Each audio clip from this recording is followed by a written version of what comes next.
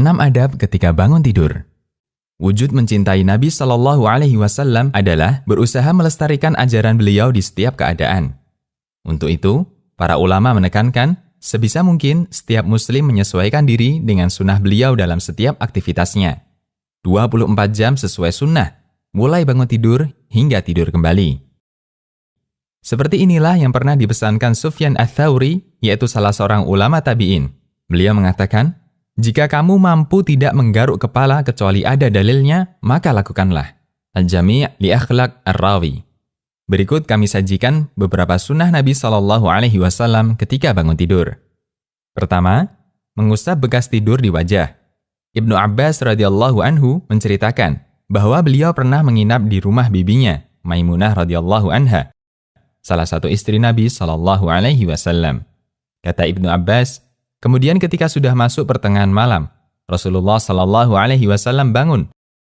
Kemudian beliau duduk, lalu mengusap bekas kantuk yang ada di wajahnya dengan tangannya. Hadis riwayat Ahmad, Bukhari, Nasa'i, dan yang lainnya. Kedua, membaca doa ketika bangun tidur. Di antara bacaan yang beliau rutinkan ketika bangun tidur, Alhamdulillahilladzi ahyana ba'dama amatana wa ilaihin nusyur, yang artinya, segala puji bagi Allah yang menghidupkan kami kembali setelah Dia mematikan kami, dan hanya kepadanya kami akan dibangkitkan. Ada beberapa sahabat yang menceritakan kebiasaan ini, di antaranya Hudzaifah bin Al-Yaman dan Al-Bara' bin Azib. Kedua sahabat ini menceritakan doa yang biasa dibaca Nabi Shallallahu Alaihi Wasallam ketika hendak tidur dan bangun tidur. Bahwa Nabi Shallallahu Alaihi Wasallam ketika bangun tidur, beliau membaca Alhamdulillahilladzi ahyana dan seterusnya. Hadis riwayat Bukhari, Muslim, dan yang lainnya. Ketiga, membaca 10 ayat terakhir surat Ali Imran. Tepatnya mulai ayat yang artinya, sesungguhnya dalam penciptaan langit dan bumi, dan silih bergantinya malam dan siang, terdapat tanda-tanda bagi orang-orang yang berakal. Ibnu Abbas menceritakan pengalaman beliau ketika menginap di rumah bibinya, Maimunah. Beliau duduk, lalu mengusap bekas kantuk yang ada di wajahnya dengan tangannya.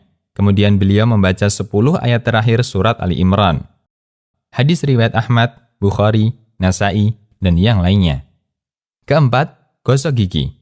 Sahabat Hudzaifah radhiyallahu anhu menceritakan, Nabi Shallallahu Alaihi Wasallam apabila bangun malam, beliau membersihkan mulutnya dengan bersiwak.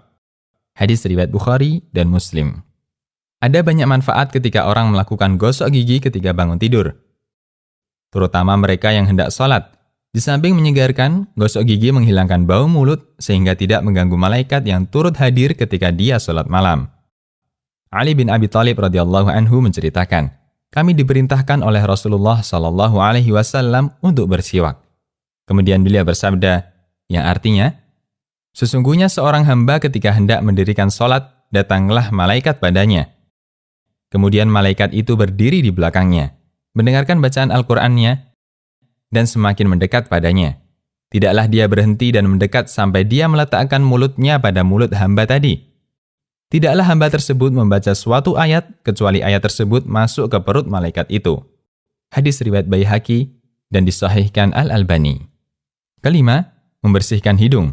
Memasukkan air ke dalam hidung dengan cara disedot, dalam bahasa Arab disebut istinsyaq, dan mengeluarkannya disebut istinthar.